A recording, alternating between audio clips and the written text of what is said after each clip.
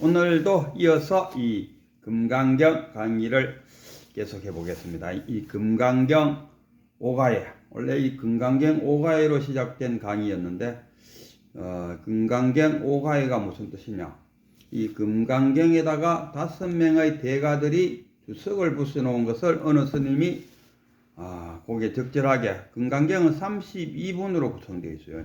상권과 하권이고, 전체적으로는 보면 그 양무제의 아들 그 소명태자가 32분으로 나눠놨어요.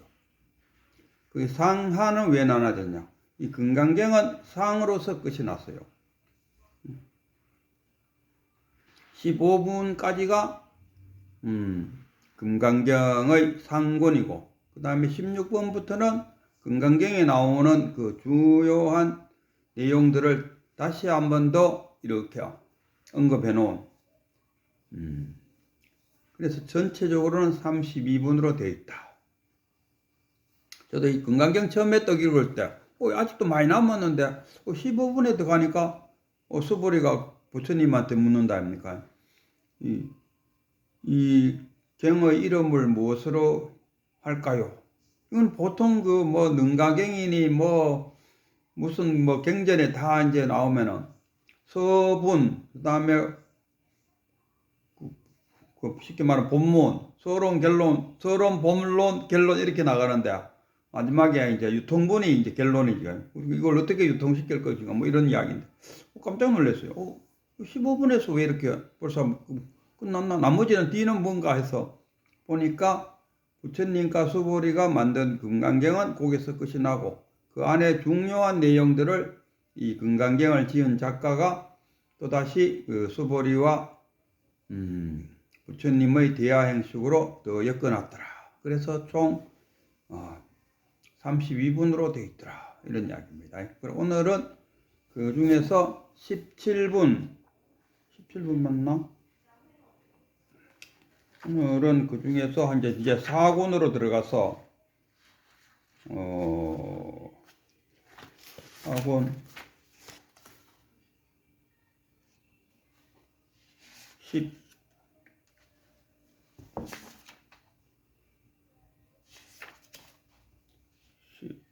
19법가득본. 아이고. 응.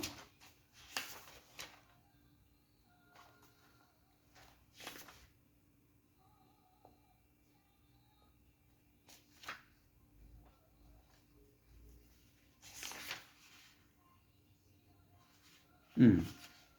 18. 오늘은 18장. 16, 17, 18 했다. 16은 뭐냐 하면은 이 금강경을 공부하면서도 왜 다른 사람들로부터 비난을 받느냐. 이렇게 이제 했을 때 부처님, 우리가 지금 쉬우게 표현하면 이 지구상에 두 종류의 사람이 있다. 한 사람은 전생에 복을 많이 지어갖고 이번 생에 복을 받는다. 이 복 받는 사람들 보면 많이 있어요. 식당 같은 거 운영하는 사람들 가보면 주변에 식당들이 쭉 있는데 유달리 그 집에만 손님들이 바글바글 걸어요. 그렇다고 해서 그 집이 특별하게 더 맛있다든가 이런 것도 없어요.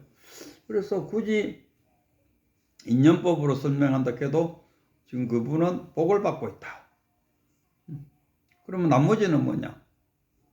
전생에 지어놓은 업을 이번 생에 그 업보에 의해 갖고 지금 쉽게 말하면 참여한다? 그런 기분으로 자기가 지은 악업을 해소시키고 있다. 그 악업이 다 이제 받을 거 다 받고 나면은 왜 합니까? 극락세계에 간다. 왜? 금강경을 열심히 공부해 갖고 사구 하나라도 전달한 그 공덕에 의해서 네가 지금 저질러 놓은 악업을 다 해소되는 그 순간에 극락세계에 가서 이제 행복을 누릴 것이다. 이게 16장의 업보에 관한 이야기고, 그럼 17장은 이 무아, 구경무아, 17장은 구경무아잖아요. 이 무아, 이 핵심적인 부처님의 그 삼인 중에서도 그거잖아요. 재행무상, 제법무아, 그 다음에 일체계고, 이 삼법인 딱 적어놨다. 이 불법이 이 사람들은 어렵다 그러는데, 불법이 어려운 것이 아니고 그 불법을 주석서가 어려운 거예요. 원래 부처님 살아생전에는 부처님 말씀과 계율 두 개밖에 없었어요. 근데 부처님이 열반에 든 이후에 논서라는 게 나왔어요. 논서를 쓰면서 그 논서 쓰는 사람들마다 자기 살림살이를 거기다 다 집어넣어버려요. 그러니까 이 오시에도 이래 보면은 그 큰 스님들 보면은 불법 공부를 어느 정도 하고 나니까 특히나 이제 그 뭡니까 율사들 아니 율사라 하기 없죠. 뭐랄까노 강사들 그 어느 정도 이제 그 경전은 다 있고 나니까 할 일이 없는 거라. 그러니까 이제 뭐 합니까? 중국의 공자, 맹자, 노자 또는 뭐 두보, 이태백이 또 뭐 다른 어떤 선시인들 그런 시들을 끌고 들어오는 거예요. 그래갖고 그 이야기를 하면서 세월을 보내고 있다. 근데 그 이야기를 듣는 신도들은 억수로 그 경전이 어렵다는 생각을 갖도록 만들고 이 금강경을 그 부처님과 수보리 간의 대화로 이루어진다니까. 수보리와 부처님의 대화만 이렇게 들어보면은 이해 안 될 게 없어요. 거기에다가 막 자기의 그 살림살이를 집어여 놓으니까 고마마 신도들이 불교가 어렵다. 부처님이 그 강의하실 때 초장기에 이제 부처님이 이제 그 보리수 밑에서 깨치고 그 오비구를 찾아갔다 아닙니까? 오비구를 찾아가서 설한 게 뭐냐? 사성제. 그 다음에 12연기. 사성제와 12연기와 중도. 이 세 가지를 설함으로써 그 오비구가 탁 깨쳤다. 그랬을 때 그 경전에 비하면은 초전 법문. 거기에 보면은 부처님이 자기가 깨쳤을 때보다가 오비구가 자신의 그 설법에 의해서 깨쳤다는 그 사실이 더 반가워했다. 그러고 나서 그 다음부터 또 줄줄줄 부처님이 자신의 제자들을 앉혀놓고 설법을 할 때 다 깨쳤어요.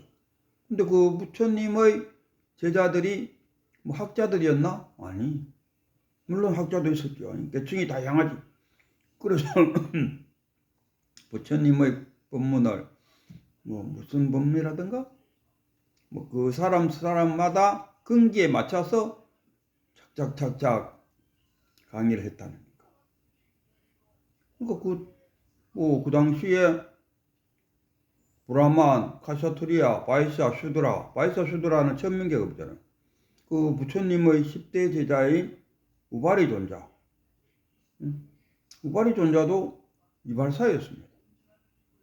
그런 자들이 다 앉아갖고 부처님의 설법을 다 이해했다.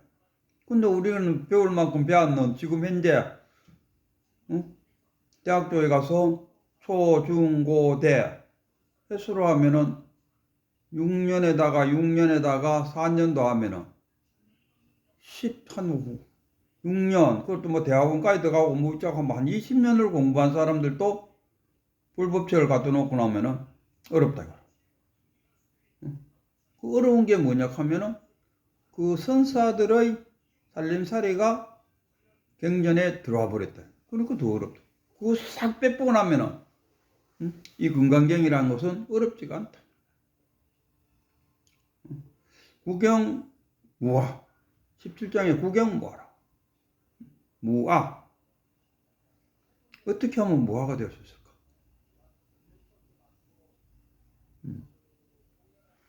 저는 이렇게 생각해요. 우리가 참선 수행에 들어갔을 때 이제 니루코 다 일어났다. 정말 고요한 상태에 있다. 자기 자신이 이루놓을 거 다 이루고 내가 지금 현재 고요한 상태에 있다는 것을 인식하고 있다니까. 이게 한 생각이라. 이 한 생각마저 딱 끊어지는 순간, 딱 끊어지는 이 순간이 깨치는 순간이에요. 그러면은 어떻게 하면 다 일어났다는 그 한 생각마저 탁 끊을 수 있느냐. 부처님한테 찾으면 돼요. 부처님은 어땠냐? 새벽에 하늘에 떠 있는 반짝반짝하는 별을 보는 순간에 자기가 참선 수행하고 있다는 그 생각조차도 탁 끊어져 버렸다. 그래서 우리는 잘 이야기하는 게 부처님께서 새벽에 새벽별을 보고 깨쳤다 이렇게 표현. 서산대사는 길을 가다가 낮에 오는 닭소리에 깨쳤다.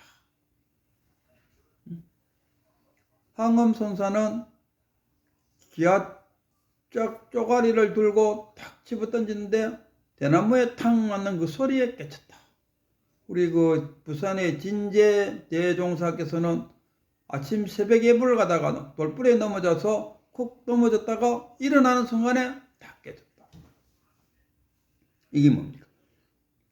그 하도 참선이라든가 뭐 가나선을 통한다든가 뭐 연부를 통한다든가 절을 통한 하여튼 무엇인가를 통해서 참선 수행을 하다가 딱 일어났다는 그 한 생각마저도 자기도 모르게 툭 끊어졌대. 그게 뭐합니다. 뭐 구경 뭐 내가 있음으로써 동서남북이 생긴다니까요. 내가 없으면 동서남북이 없어요. 내가 딱 서 있음으로써 동쪽과 서쪽이 생기고 남쪽과 북쪽이 생긴다. 그래서 내를 속 꾸준히 내보면 동서남북이 없다. 앞산과 뒷산이 있을 때 내가 바라보는 산이 앞산이고 그 너머에 있는 것이 뒷산이잖아.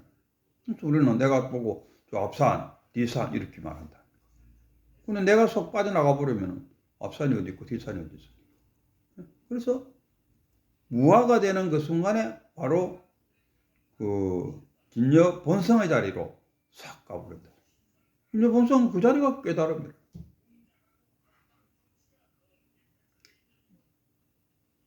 그 개구 입만 열면은 망친다 이거. 개구 즉착. 이 도에 대해서는 입만 열면은 벌써 아마 멀어져 버려요.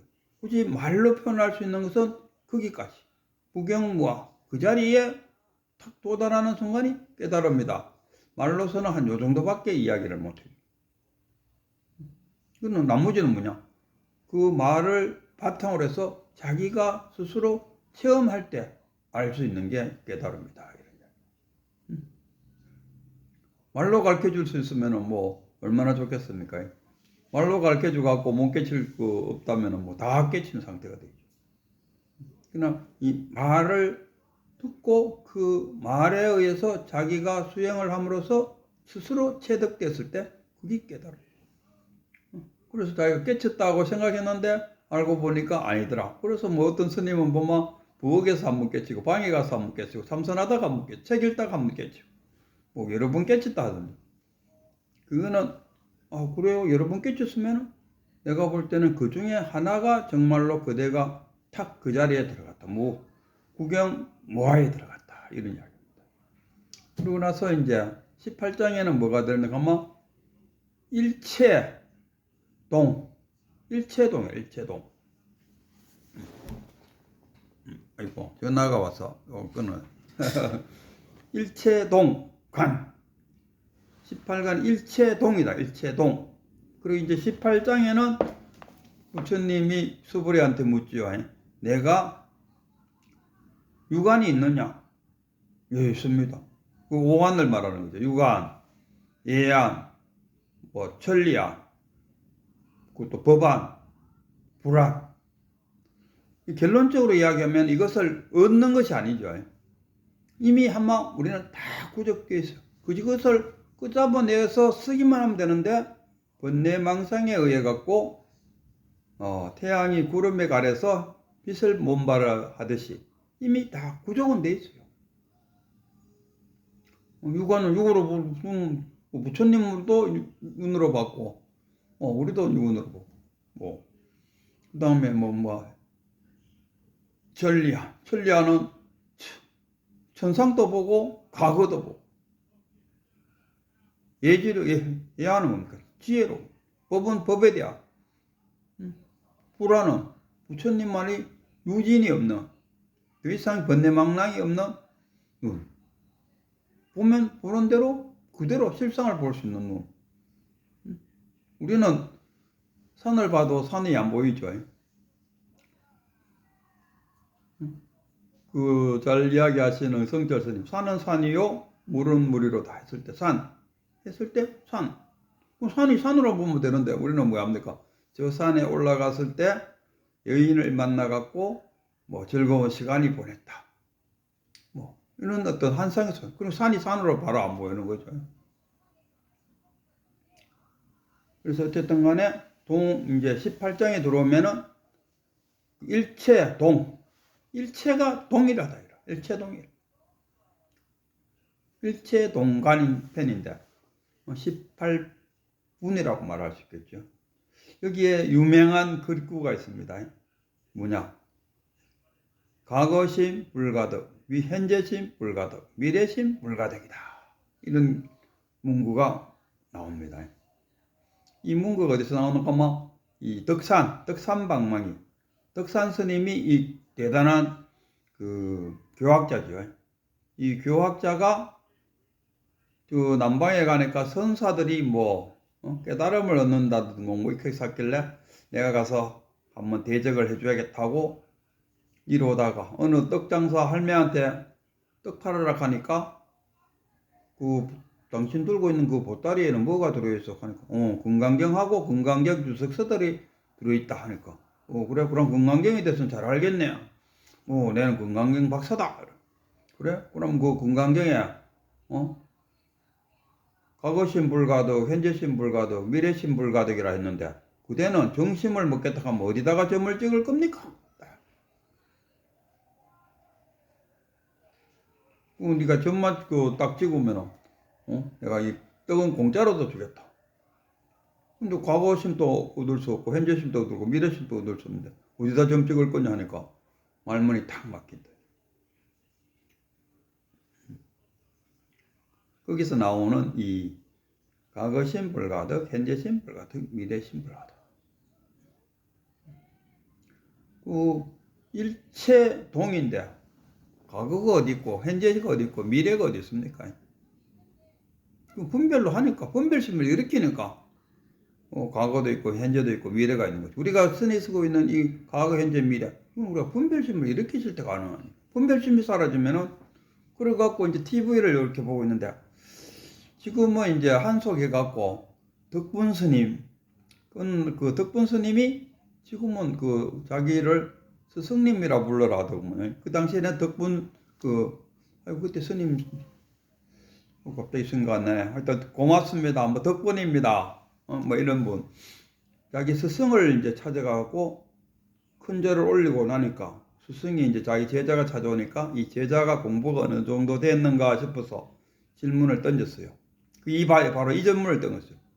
너는 어디에다 점을 찍을 것인고 하니까 그 스님이 딱 치면서 저는 여기에다 찍었습니다. 딱 치는 순간 여기 찍었습니다. 그러니까 그 큰 스님이 공부는 제대로 하고 있구만 이러더라고요. 이런 질문들이 다 그거 아닙니까? 동그라미를 그어놓고 들어와도 30방 나가도 30방 너는 어찌할 것이고 같은 이야기. 일체동이다. 우리가 가만 생각해보면 이런 일체동에 관련되는